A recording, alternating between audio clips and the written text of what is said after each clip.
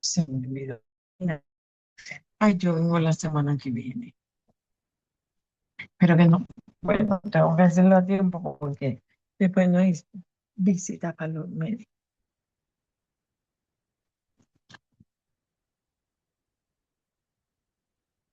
No, y me dieron una pastilla adicional. ¿Se acuerda que te dije que a lo mejor me cambiaba algo? No me lo cambió, me dio otra. O sea, para ayudarme a protegerme el riñón. Eh,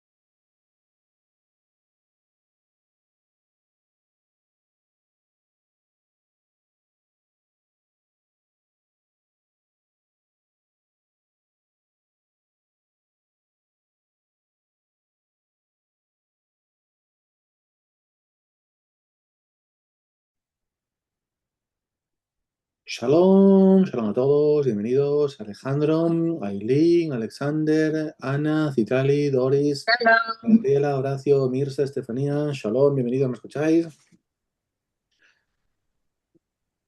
Shalom, adelante, ¿me Shalom. oís? Shalom, muy bien, perfecto. Bueno, pues es justamente la hora, como Shalom. bien sabemos, muy bien. Vamos a ir comenzando la clase que tenemos hoy por delante. Recordad que después de la clase del día de hoy, vamos a estar 2 semanas sin clase. Sabéis que me marcho, ¿de acuerdo? No se va a perder la clase ni mucho menos, sino que como ya sabéis, obviamente, ampliaremos debidamente. Bueno, pues vamos a ir comenzando con la sesión que hoy tenemos. Y es una lección sencilla, vais a comprobar, pero no por ello menos importante, como vais a descubrir, porque en ella vamos a hablar precisamente del tema de los llamados hebraísmos, ¿de acuerdo? Vamos a ver en este caso, si recordáis que la semana pasada comentábamos las cuestiones precisamente sobre el desarrollo de, bueno, pues los elementos judaicos que hay en el Nuevo Testamento, pues vamos a ver ya, digamos, pruebas, vamos a decir así, prácticas o una forma más empírica de ver precisamente esta cuestión que aquí es lo que estamos diciendo, ¿de acuerdo? Entonces, nos encontramos precisamente para que os hagáis a la idea, aquí os digo ya, justo con los puntos que vamos a ir trabajando. Vais a ver que es una lección ligeramente más cortita, ligeramente más breve que otras, pero no por ello menos importante. Así que, por supuesto, pues como digo, sentíos libres de escribirme con cualquier duda, con cualquier comentario, ¿de acuerdo? Y, por supuesto, durante la propia clase, como es de esperar, ¿de acuerdo? Entonces, fijaos muy bien con lo que tenemos, porque, en primer lugar, como vemos el de hebraísmo, nos referimos con eso, cuando hablamos de un hebraísmo, pues a la presencia de elementos de la lengua hebrea, y bueno, hebrea y también aramea, ¿verdad? Hablaremos más bien de semitismos, ¿de acuerdo? En general, dentro del Nuevo Testamento. Pero bueno, hablamos de hebraísmo porque, bueno, es lo más habitual decir la presencia de palabras o de conceptos, expresiones hebreas dentro de lo que es el Nuevo Testamento en este caso, ¿de acuerdo? Pero bueno, hay obviamente niveles de hebraísmos muy variados y eso va a ser justo en lo que nos vamos a enfocar en la clase. Tenemos por un lado tipo nominal y etimológico, de tipo gramatical, de tipo literario, algunos tipos de modismos, expresiones, frases hechas. Y luego, por último, vamos a comentar precisamente qué significa la presencia de hebraísmos, así os digo, en el Nuevo Testamento. ¿De acuerdo? Va a ser esto lo que vamos a ir mencionando precisamente aquí. Entonces, atención, primero la definición. ¿Qué entendemos por hebraísmo? ¿De acuerdo? Bueno, pues como dice aquí el diccionario de Merriam-Webster, Un hebraísmo es claramente un rasgo característico del hebreo que ocurre en otra lengua, ¿de acuerdo? Es una cuestión obviamente que es sencillo, no es una cuestión que yo recibí de entender. Igual si no, por ejemplo, nos vamos a a la RAE, al diccionario de la Real Academia de la Lengua Española, nos da tres definiciones de hebraísmo. Hebraísmo lo define precisamente o bien como judaísmo, conjunto de creencias, una condición, un carácter del hebreo, lo que más nos interesa ahora mismo, que también vocablo o giro de la lengua hebrea empleado en otra. Esa es la definición que a nosotros nos interesa, un vocablo o un giro de la lengua hebrea en otra. Y hebraísmo los tenemos no solamente en el griego del Nuevo Testamento, sino también en otras lenguas, en las nuestras, sin ir más lejos, en español, en inglés, etcétera. Es toda la presencia de una palabra, de un concepto hebreo, en este caso en otro idioma. Igual que tenemos, pues, por ejemplo, presencia del inglés en otras lenguas, decimos anglicismos, del griego helenismos, del latín latinismos, y así del español hispanismos, ¿de acuerdo? Bueno, pues vamos a ir viendo, por tanto, que en el Nuevo Testamento hay muchos hebraísmos, porque es lo que decíamos en la clase anterior, que aunque obviamente vais viendo aquí que el texto está escrito en griego, no es un griego cualquiera, era aquello que decíamos que llamamos un griego koiné, un griego que definíamos además que está presente, ¿de acuerdo? Bueno, pues con numerosas expresiones precisamente de estas lenguas semíticas que íbamos mencionando. Así que sin ir más lejos, nos vamos a poner ya a trabajar, ¿de acuerdo? Entendiendo precisamente, como nos dice aquí precisamente, los de tipo nominal y tipo etimológico. Hablamos de nombres y hablamos tanto de nombres propios, nombres de personas, nombres de lugar. Vamos a trabajar un poquito justo esta parte, que entenderíamos, como ya digo, justo con esta expresión. Y son, en principio, como estamos viendo, los hebraísmos más similares, que más conocemos, los más sencillos de entender, precisamente aquí, como yo os digo. Entonces, por ejemplo, tenemos en un primer momento la expresión que nos dice Aharón. Aharón, pues es un ejemplo, Aarón, es un nombre propio. O Abraham, tenemos Abraham. Podéis ver aquí los ejemplos, están a la izquierda, están en griego, en medio está la transcripción del griego, ¿de acuerdo? Y luego ya tenemos el original hebreo. Pues tenemos Arabia, Arabia que en hebreo diríamos Arabo, Ereb, como tarde, el atardecer, es la misma raíz. O Moseus, que obviamente es Moisés, Moshe, como decimos en hebreo, o abajo ya por último leeremos Eirousalem, que es precisamente Jerusalén y Jerusalén. Ahí podéis ver fácilmente, reconoce muy fácilmente. Obviamente los hebraísmos de tipo nominal son palabras, son nombres propios, nombres del lugar, que luego vemos reflejado en este caso en griego, y obviamente de ahí ya pasan a otras tantas lenguas. Más ejemplos. Fijaos, ahí tenemos algunos que son decimos, etimológicos, hablamos también de tipos de consideraciones, de clasificaciones, algunos que son nombres que tienen una propia frase que se convierte en una expresión propia. Por ejemplo, todos conocemos el lugar llamado, el emplazamiento llamado Cafarnaún, pero Cafarnaún realmente es la combinación de dos palabras. Kefar, que significa pueblo o aldea, y Nahum, que Nahum es un nombre propio como el del profeta. O sea, Cafarnaum es el pueblo, la aldea de Nahum, que se acaba llamando así como el nombre mismo de ese lugar. Por ejemplo, pues el nombre de Belém, Bethlehem, Bethlehem, como decimos ahí en el griego, Bethlehem que viene significando la expresión casa de pan, casa de alimento, o expresiones muy famosas que ya pasan a formar parte casi, digamos, no del acervo, por lo menos de las expresiones en general, como por ejemplo Osana. ¿De acuerdo? Osana, Osana en el cielo, que realmente en hebreo son dos palabras, no es una. Son Hoshia, Hoshia es salva, ven a salvar, y el na, por favor, el na era esa forma de un rogativo, una forma que indica una petición. Así que esa Hoshiana vendría siendo ven a salvarnos, ¿de acuerdo? Esa expresión. O luego, por ejemplo, tenemos en este caso que dice aquí la expresión rabí, rabuni, pues igual en hebreo, rabí, rabuni, para hablar de maestro, mi maestro, como bien dice aquí ese ejemplo particular, ¿de acuerdo? Pero hay maestro, mi maestro, como ya decíamos. O rabuni, igual la expresión nuestro maestro. Y luego ya, por ejemplo, tenemos esta última, que es muy llamativa, que es Gehenna. Gehenna, Gehinom, Gei Ben Hinnom, el lugar precisamente, vamos a decir, que en la época del Segundo Templo se usa o se aplica para un lugar de tormento, de castigo, lo que vamos a decir entre comillas, diríamos luego el concepto de infierno, con esa imagen arquetípica de fuego, de castigo, de tormento, etcétera. Pero realmente el lugar de la Gehenna, que podemos ver aquí, ¿de acuerdo? Exactamente de qué estamos hablando, pues quiero que entendáis exactamente de dónde viene esta parte, ¿de acuerdo? La Gehenna, o el lugar llamado Gehinnom, realmente es un lugar físico, geográfico, real que existe en Israel. Está al suroeste, si no me falla la memoria, de Jerusalén, pero básicamente fuera de la ciudad. Y si recordáis la historia del libro de Reyes, se nos cuenta ahí que en la época del rey Manasés, precisamente fuera de Jerusalén, pero muy próximo a la ciudad, se hacían sacrificios humanos, en este caso al dios, al ídolo Moloch. Esa imagen que tenía, bueno, pues esa efigie, además, con una especie de forma de toro, en la que, según nos cuenta el texto, se introducían las ofrendas, los sacrificios humanos, generalmente infantiles. Eso va a quedar en el, digamos así, en el pensamiento colectivo de la sociedad muchos siglos después. Y cuando se van a hablar de esos lugares sobrenaturales, escatológicos, de tormento, de castigo, se van a usar esas imágenes, esos símbolos de fuego, de tormento, que recordaban aquel lugar precisamente a los eventos descritos en el libro de Reyes en la época de Manasés. De hecho, incluso en la época de Jesús, obviamente el lugar existe, pero obviamente no era usado para, obviamente, esas prácticas que mencionamos hace un momento. En la época del Nuevo Testamento, el lugar físico de la Gehenna era el vertedero, era el lugar donde se dejaban todas las basuras, toda la inmundicia en Jerusalén. Entonces ya era un lugar, vamos a decir así, muy estigmatizado.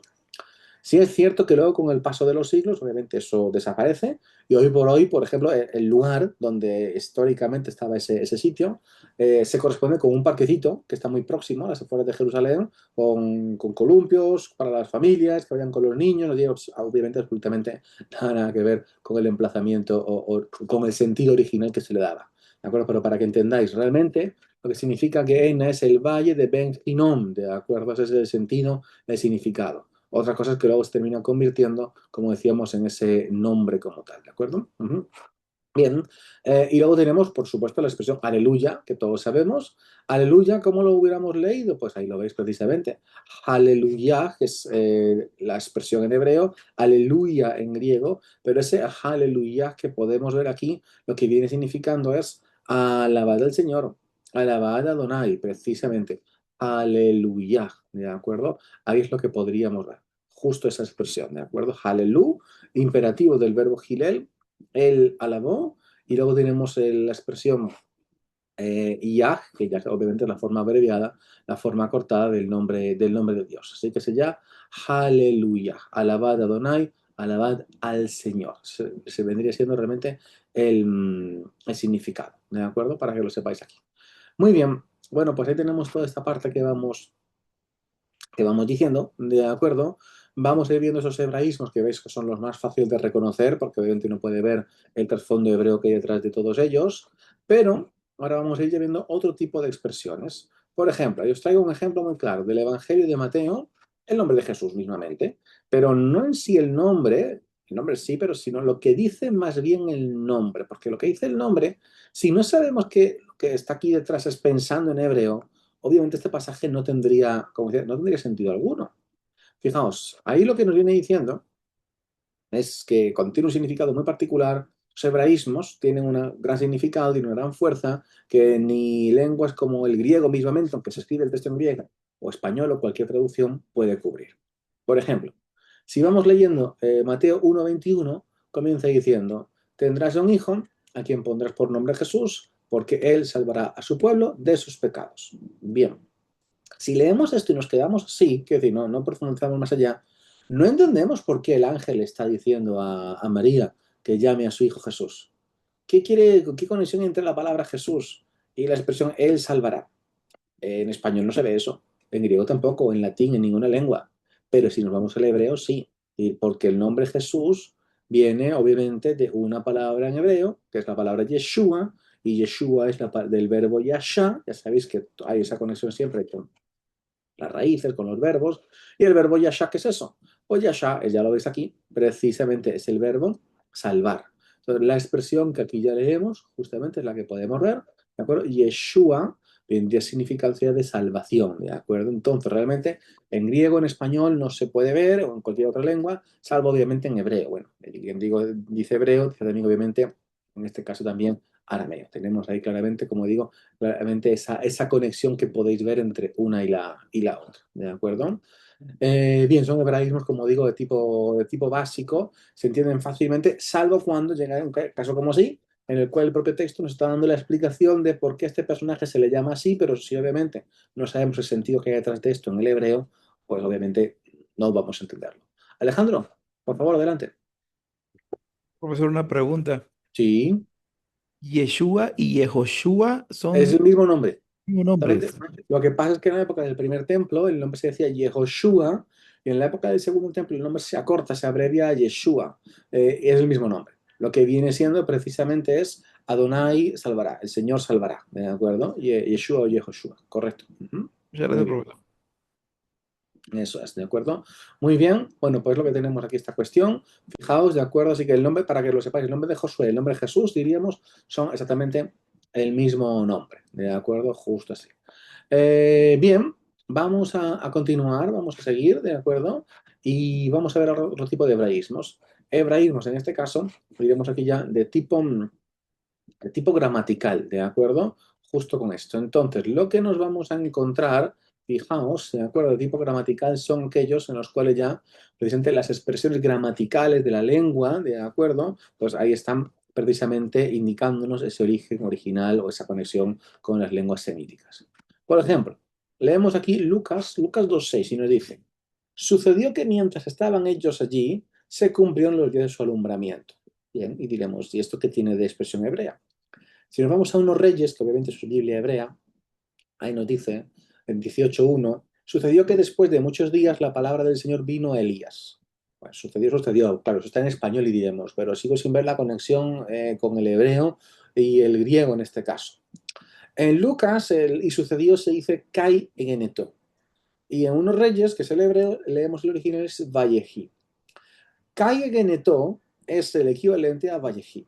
Y si nos vamos, por ejemplo, a Septuaginta, a la Biblia griega, al texto griego, no traducciones, ¿de acuerdo? Y vamos, por ejemplo, al texto de Uno Reyes, en lugar de decir Vallejí, si vamos al griego, lo que va a decir es Kai Egeneto. Kai Egeneto se convierte prácticamente en el equivalente al Vallejí de la lengua hebrea. Entonces, cuando estamos leyendo el texto de Lucas 2:6, pero en el original, me refiero en griego, vemos Kai Egeneto, lo que está replicando es la forma habitual del Vallejí del hebreo, ¿de acuerdo? Veíamos que eso se terminado convirtiendo, como le digo, en una fórmula habitual que se repetía de esa misma manera. Entonces, fijaos, otra cosa que se repite mucho en hebreo bíblico, yo creo que esto la mayoría lo sabéis, lo que ya habéis ido trabajando, es precisamente la conjunción copulativa. La conjunción copulativa sabéis que se usa muchísimo, la vav, como en hebreo ya sabéis que no hay punto, no hay coma, no tenemos esas marcas, ¿de acuerdo? Bueno, pues lo que hacemos en este caso, en hebreo, se usa la vav. Y no penséis que es un sentido negativo o un sentido de pobreza lingüística. Digo esto porque muchos consideran, bueno, pues como estamos repitiendo, pues quizás estemos hablando de un lenguaje pobre. No, en hebreo, recordad que no es así, ¿de acuerdo? Y ahí tenéis, por ejemplo, un extracto que es 2 Samuel 12:1-4. ¿Veis que hay partes que están en negrita? Eso corresponde con la historia famosa de la parábola que el profeta Natán le da a David después del adulterio con Betsabé. Y veis lo que está ahí en negrita, todo esto en hebreo, ahí habría conjunciones copulativas de por medio.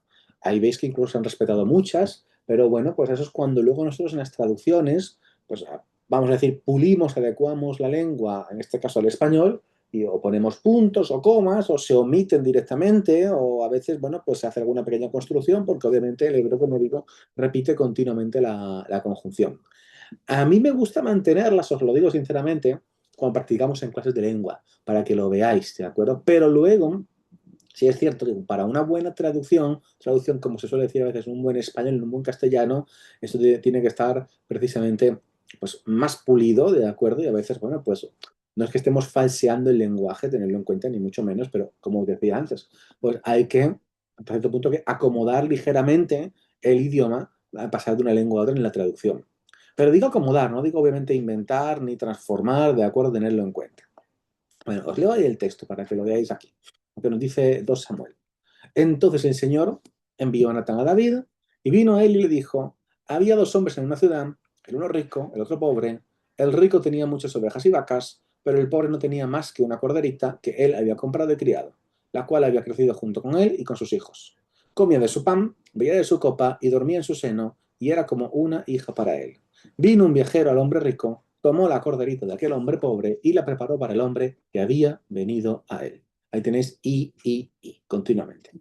Si nos vamos a Marcos 10, 32, 34, que esto obviamente, pues veis ahí, esto es Nuevo Testamento, ¿de acuerdo? Ahí lo podéis ver. Bueno, pues nos encontramos precisamente con el uso de la conjunción copulativa continuamente. Y esto en un griego clásico, en un griego estándar, esto no es normal. En cambio, en el griego del Nuevo Testamento se usan continuamente las conjunciones.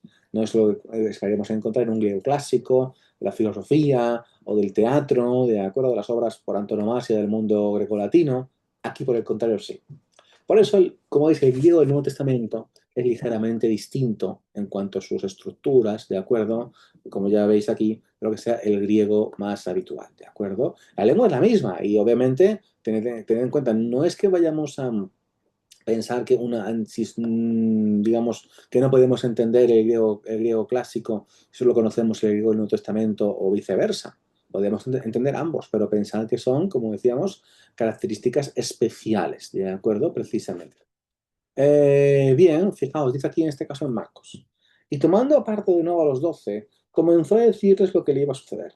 He aquí, subimos a Jerusalén y el Hijo del Hombre será entregado a los principales sacerdotes y a los escribas. Y le condenarán a muerte y le entregarán a los gentiles. Y se burlarán de él y lo escupirán y le azotarán y le matarán y 3 días después resucitará. Esto es lo que os venía diciendo. El uso continuamente de esta conjunción, ¿de acuerdo? Continuamente, el kai, que es el equivalente, vuelvo a repetiros, a la conjunción copulativa de la lengua hebrea, ¿de acuerdo? Precisamente así. Bien, vamos a continuar un poco más. Fijaos, viendo otro tipo de hebraísmos. ¿Veis que, como os decía, que es una cuestión sencilla, pero igualmente, aunque sea sencilla, veis que esto nos permite comprender, como os decía, el trasfondo, el pensamiento que hay detrás de los autores del Nuevo Testamento, que, como decía, obviamente piensan en hebreo. Están pensando, como decía, justamente en la lengua hebrea. Bueno, hebrea o aramea, lengua semítica, porque en este caso, obviamente, son lenguas hermanas.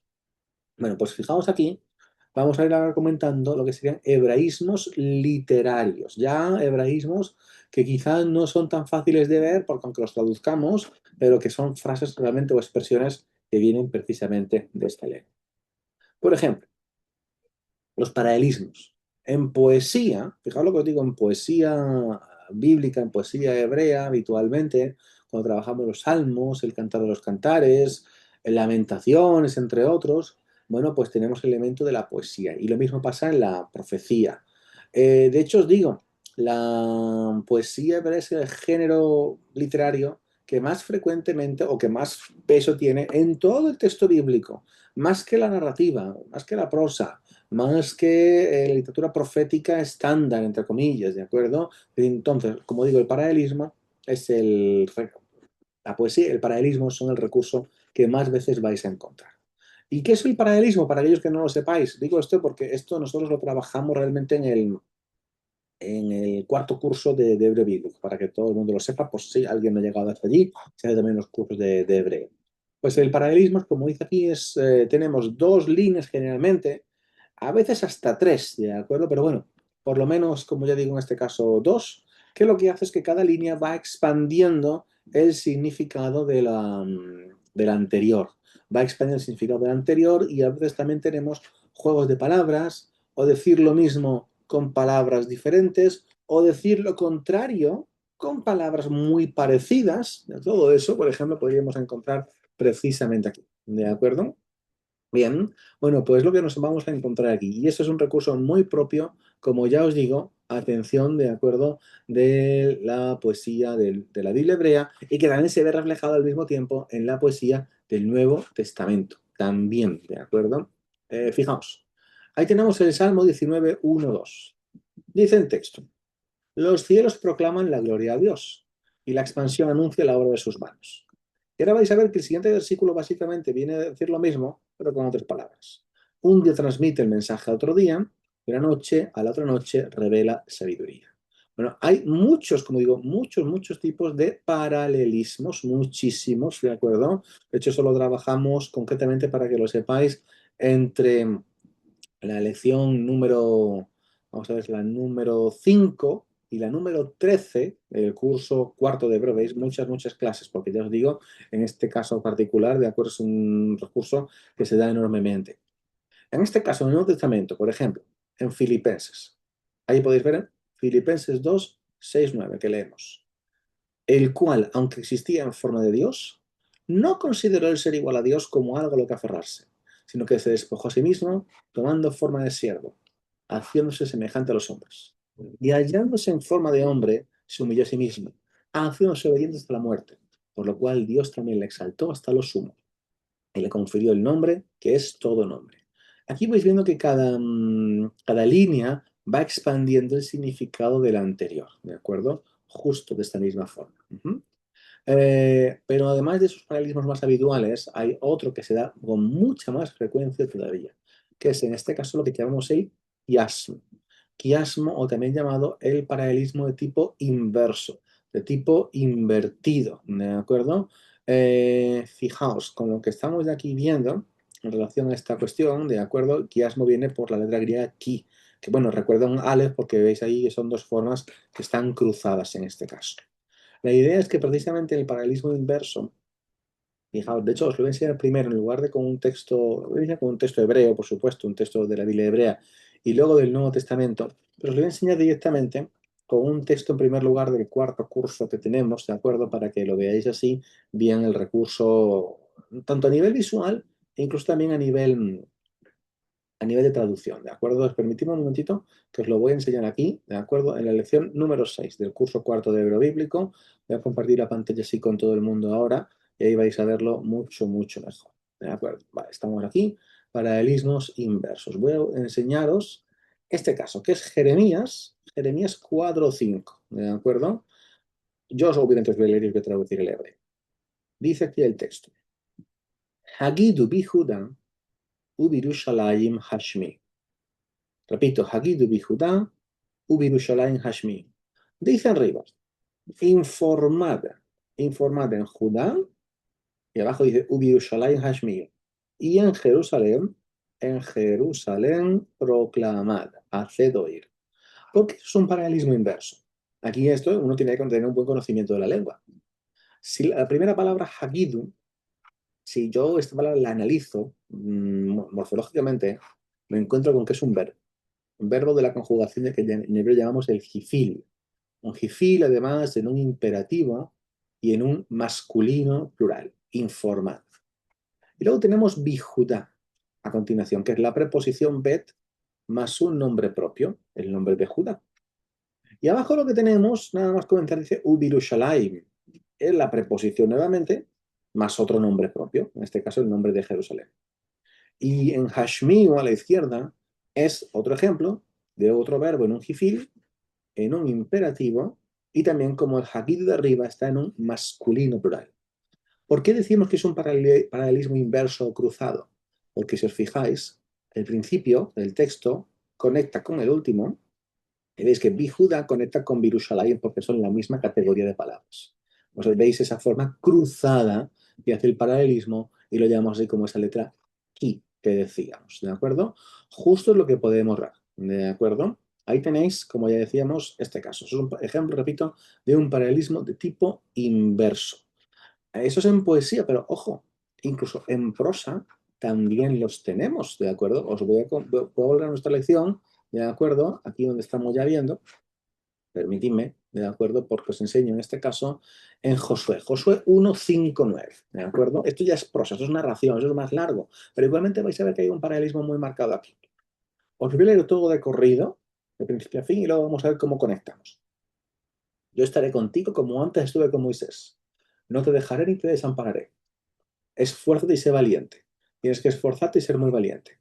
Pon mucho cuidado y actúa de acuerdo con las leyes. Así tendrás éxito. Que nunca se aparte de tus labios este libro de la ley. Medita en él de día y de noche. Que actúes de acuerdo con todo lo que está escrito en él. Así harás que prospere tu camino. Esfuérzate y sé valiente. No temas ni desmayes. Yo soy el Señor tu Dios y estaré contigo por donde quiera que vayas. Fijaos, el primero, el A, el 5b, yo estaré contigo como antes estuve con Moisés, no te dejaré ni te desampararé, es Dios hablando, y fijaos el final. yo soy el Señor tu Dios, estaré contigo por donde quiera que vayas. Lo que dice es lo mismo, con palabras diferentes. En el B, fijaos, esfuérzate y sé valiente, tienes que esforzarte y ser muy valiente. En el B', esfuérzate y sé valiente, no temas ni desmayes.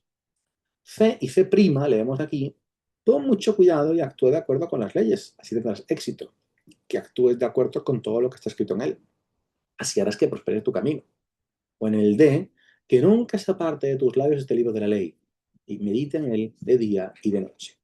Un ejemplo de un paralelismo, de un quiasmo narrativo que tenemos en el libro de Josué. Os traigo un ejemplo más en la Biblia hebrea, pero en este caso incluso no en hebreo, sino en arameo, ¿de acuerdo? Os lo voy a enseñar en este caso de la historia famosa de Daniel en el foso de los leones, que todos conocemos, ¿de acuerdo? Os lo voy a enseñar de nuestro curso de arameo, aquí también para que lo veáis. Os voy a enseñar ese y os voy a mencionar también que, por ejemplo, incluso la historia del diluvio, el relato del arca de Noé, desde que Noé entra en escena hasta que termina, es otro ejemplo de un quiasmo de este tipo. De hecho, ese lo analizamos en el curso de Descubriendo la Biblia Hebrea Torah. Pero fijaos, os enseño esta parte de la historia, como decíamos, de Ariel en el foso de los leones. La historia comienza en los primeros 4 versículos con la introducción y el éxito de Daniel. Luego vemos que el rey Darío firma una orden judicial, pero Daniel se mantiene firme porque él no quiere adorar a otros dioses que no sean el Dios de Israel. Los sátrapas, los oficiales de la corte persa celosos, planean la muerte de Daniel y el rey Darío, digamos que él, obligado por su propio edicto, bueno, pues condena a Daniel a muerte, pero él espera que Daniel sobreviva. Y el propio rey es testigo de la salvación de Daniel. Quienes mueren finalmente son los sátrapas. Y el rey firma un nuevo decreto, tomando medidas, y el texto termina con el éxito de Daniel. Lo veis ahí en otros colores y se ve muy fácilmente. Decíamos, la historia comienza con el éxito de Daniel, termina con el éxito de Daniel. Darío firma un decreto y al final firma otro decreto. Los sátrapas planearon la muerte de Daniel, quienes murieron fueron los sátrapas. Darío tiene esperanza en que Daniel se salvara y Darío fue testigo de justamente de eso, de que Daniel se salvara. Es otro ejemplo de un quias, lo que tenemos aquí. Y ahora ya entonces os voy a enseñar en el Nuevo Testamento, por supuesto, ¿de acuerdo? Así que volvemos a nuestra lección, ¿de acuerdo? Ahí para que lo veáis, como digo, detenidamente. Y en este caso es Juan. Juan 5, 19, 30. Que, ojo, incluso en el libro de Apocalipsis tenemos unos cuantos, ¿de acuerdo? Pero bueno, vamos a ver aquí del Evangelio de Juan, ¿de acuerdo? Fijaos, os lo leo todo desde el versículo 5, por el capítulo 5, del versículo 19 al 30. ¿Qué nos dice precisamente así? El Hijo no puede hacer nada por sí mismo, sino lo que ve que el Padre hace. Porque así como el Padre levanta a los muertos y les da vida, así también el Hijo. Todo el juicio se lo ha dado al Hijo. El que oye mi palabra y cree al que me envió, tiene vida eterna. Los muertos oirán la voz del Hijo de Dios y los que la oigan vivirán. Le dio autoridad a hacer juicio por cuanto es el Hijo del Hombre. Todos los que están en los sepulcros oirán su voz, saldrán. Yo no puedo hacer nada por mí mismo, no. No busco hacer mi voluntad, sino hacer la voluntad del que me envió. Entonces, fijaos, el A arriba, el Hijo no puede hacer nada por sí mismo, sino lo que ve que el Padre hace, conecta con la última parte. Yo no puedo hacer nada por mí mismo, no. No busco hacer mi voluntad, sino hacer la voluntad del que me envió. Porque así como el Padre levanta a los muertos y les da la vida, así también el Hijo, y dice después, al final casi, todos los que están en los sepulcros oirán su voz y saldrán. Todo el juicio se lo ha dado al Hijo y le dio autoridad a hacer juicio por cuanto es el Hijo del Hombre. Y ya por último vemos la conexión con el D, el que oye mi palabra y cree que me envió, tiene vida eterna. Los muertos oirán la voz del Hijo de Dios y los que la oigan vivirán. Ahí lo vemos perfectamente. Vale, tenemos en este caso, como ya nos dice aquí, ese tipo de quiasma, y saltamos a otra categoría. Si tenéis alguna pregunta, por favor, interrumpidme, de acuerdo en relación a esta parte, con mucho gusto. Hablemos ahora de los modismos, y en cuanto a los modismos, fijaos aquí, que son expresiones que lo podemos traducir literalmente, sí, pero se nos va a perder aquí el sentido que hay detrás precisamente de todo ello, ¿de acuerdo? Y fijaos, en Lucas 9:51, lo que leemos en este ejemplo, ¿de acuerdo? Es lo siguiente. Cuando llegaron los días en los que él había de ser recibido arriba, puso su rostro para ir a Jerusalén. Y está bien traducido, y uno diría, bueno, ¿y qué es la idea precisamente, de acuerdo, de poner el rostro? Bueno, la idea de poner el rostro precisamente viene de la palabra paneo, panim, ya sabéis, en hebreo es una expresión que se usa mucho para decir delante de, enfrente de, en la presencia de. Ese concepto, como yo digo, de la cara, del rostro, la faz, la superficie, se usa también de esa misma manera, ¿de acuerdo? Para que lo tengáis así en cuenta. Vale, pues seguimos con esto, ¿de acuerdo? El concepto de la cara y del rostro como sentido de estar delante o la cabeza de algo, de alguien, se usa muchísimo. Fijaos, aparte del ejemplo que hemos visto ahí en Lucas, pero tenemos, por ejemplo, otros tantos y sobre todo también incluso, fijaos, en, bueno, pues en la historia de Jacob, cuando se va a encontrar con Esaú, por ejemplo, y otros tantos más, fijaos, ahí, en Génesis 35. Jacob huyó del rostro de Saúl. O Moisés escondió su rostro por miedo en Éxodo. O Dios pone su rostro contra los idólatras. O José, que está en duelo por su padre, se echó sobre su rostro. O que Jehú levantó su rostro. Entonces, la idea es justamente esa. El rostro, la cara, con el sentido de lo que está precisamente delante. Ante algo, ante alguien, ponerse delante de eso, tal y como bien podemos ver. ¿De acuerdo? Para que lo tengáis aquí en cuenta.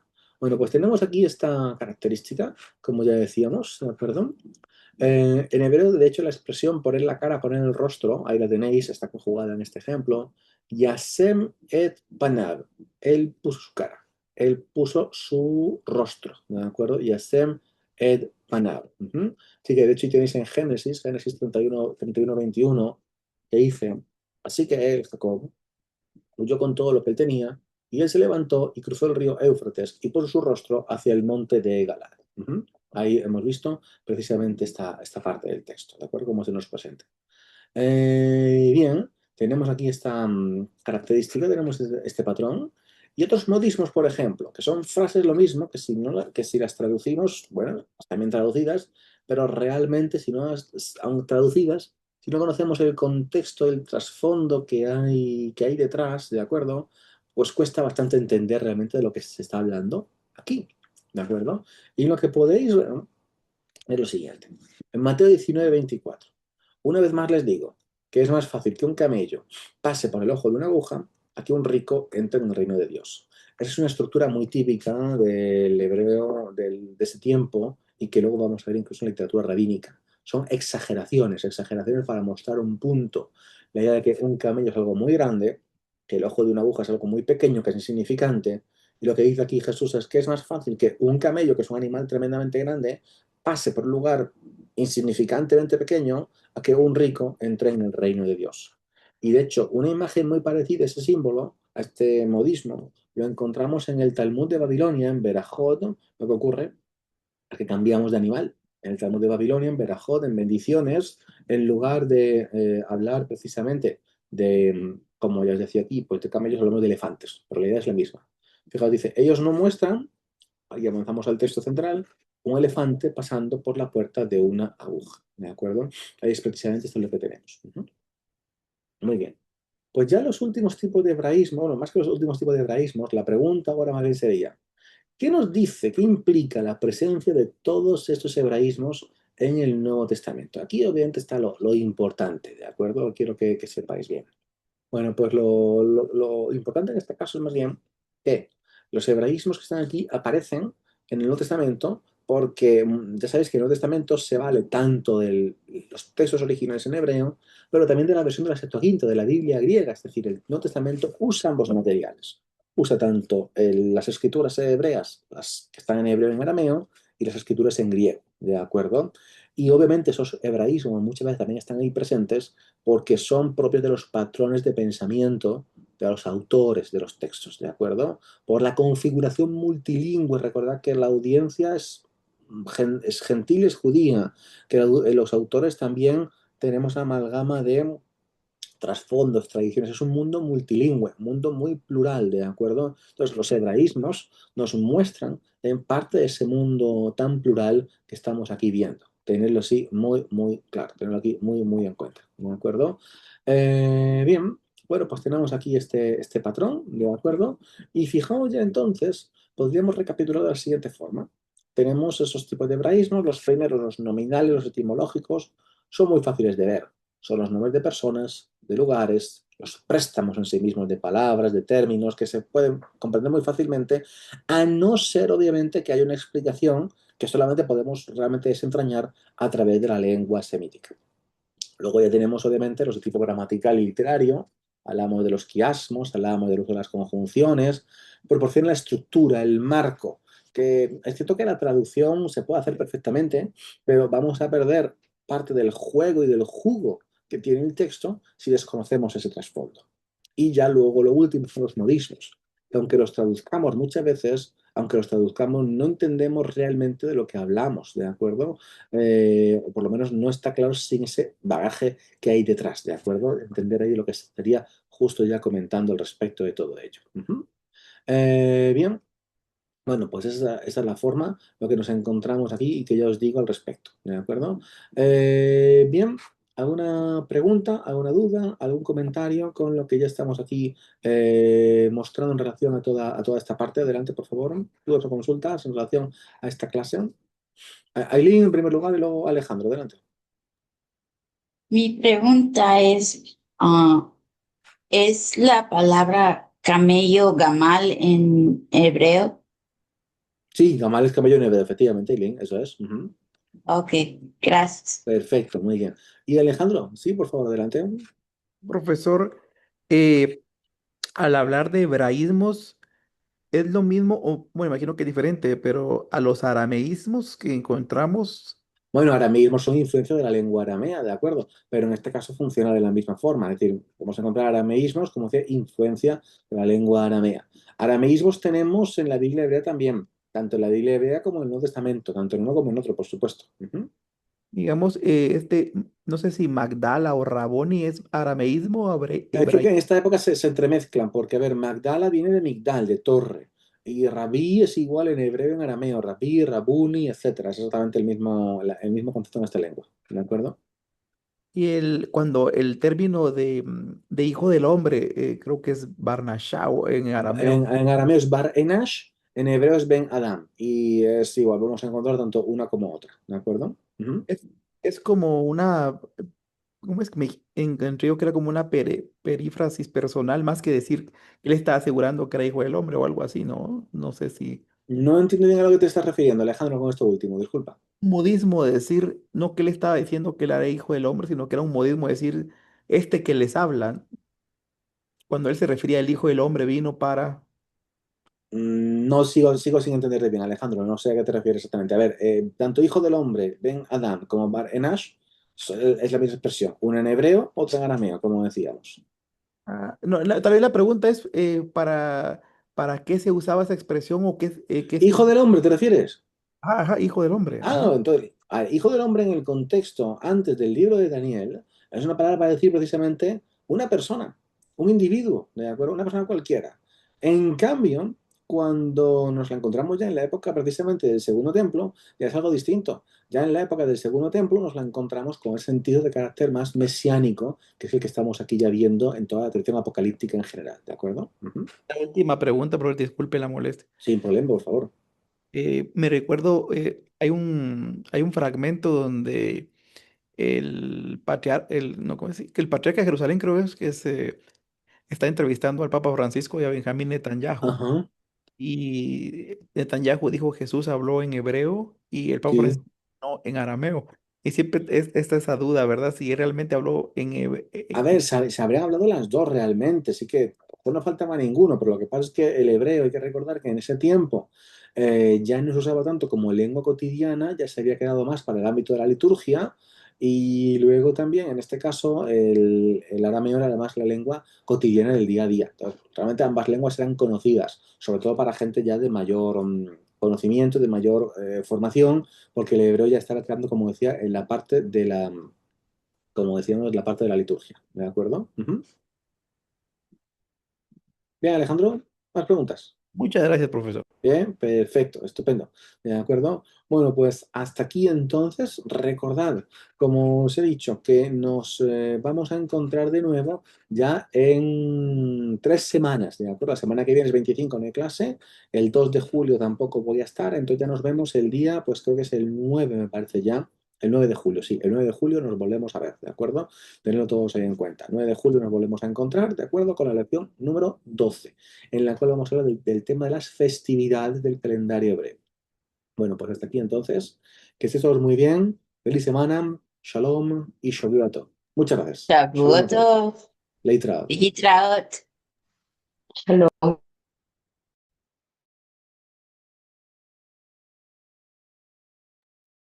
Shalom a todos.